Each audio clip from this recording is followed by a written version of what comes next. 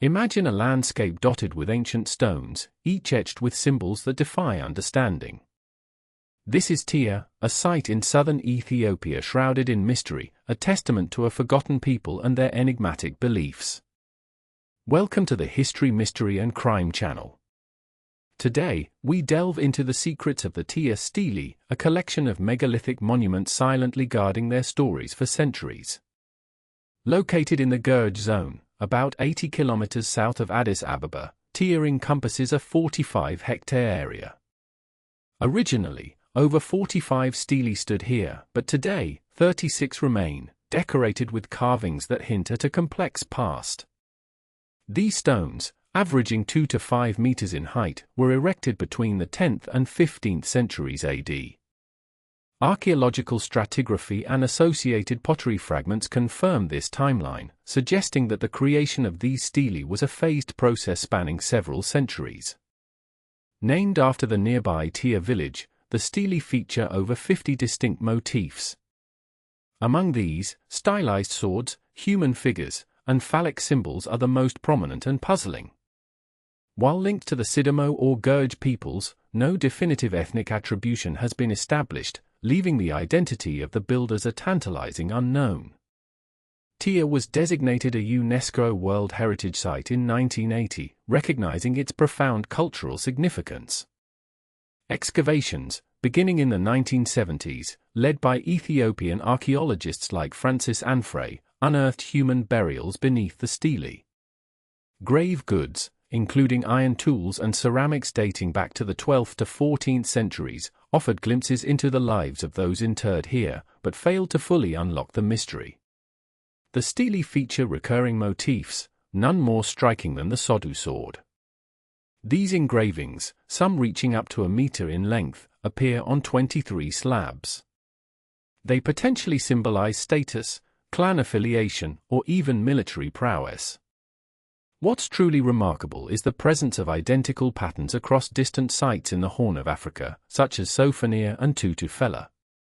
This suggests a lost regional megalithic network spanning over 500 kilometers, a network whose purpose and extent remain largely unexplored. In 2025, satellite imaging, employing LiDAR and multispectral analysis, unveiled subsurface alignments at Tiya.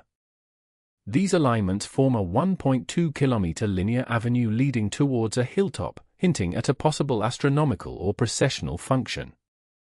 Though not yet fully published, preliminary reports suggest the site may have been more than just a burial ground. The burials themselves offer further clues. Elite males were found adorned with necklaces of over 200 glass beads, imported from Indian Ocean trade routes. Intriguingly, no female graves have been identified, raising questions about the social structure and burial practices of the people who created Tiya. This absence challenges assumptions of egalitarian societies and suggests a more complex, perhaps hierarchical, organization. Local Gurj oral traditions speak of the stelae growing from the blood of warriors during 13th century clan wars. While unverified, this legend is corroborated by the similarity of the sword motifs to medieval Aksumite weaponry, suggesting a possible connection to the region's broader military history. Tiya stands as an example of a wider Horn of Africa megalithic tradition. Over 1,000 stelae are scattered across 50 sites, potentially linking to the decline of the Aksumite Empire after 940 AD and the medieval transition between Christian and Muslim rule. This period significantly influenced the formation of Ethiopian highland states, and Tiya may hold vital clues to understanding this transformation. The site challenges Eurocentric narratives that often portray Africa as static during this period. Tiya's existence demonstrates advanced quarrying and transport techniques. The stones, some weighing up to 4 tons, were brought from quarries as far as 10 kilometers away, in some phases, without the use of metal tools. This underscores the ingenuity and resourcefulness of the people who built Tiya. UNESCO status has driven significant preservation funding, totaling $2.5 million between 2015 and 2025. However, erosion threatens 30% of the stelae, highlighting the urgent need to protect this fragile pre-colonial heritage. Today, Tiya draws approximately 15,000 tourists annually, boosting Ethiopia's heritage tourism economy. The site is managed by the Authority for Research and Conservation of Cultural Heritage. More than just a historical site, Tiya's symbolism inspires modern Gurj identity movements. The motifs are replicated in contemporary art and festivals, serving as a powerful reminder of their cultural heritage. In 2023, GIS studies by Ethiopian universities linked Tiya to drought-resistant burial practices, suggesting a possible connection to climate adaptation strategies in the Horn.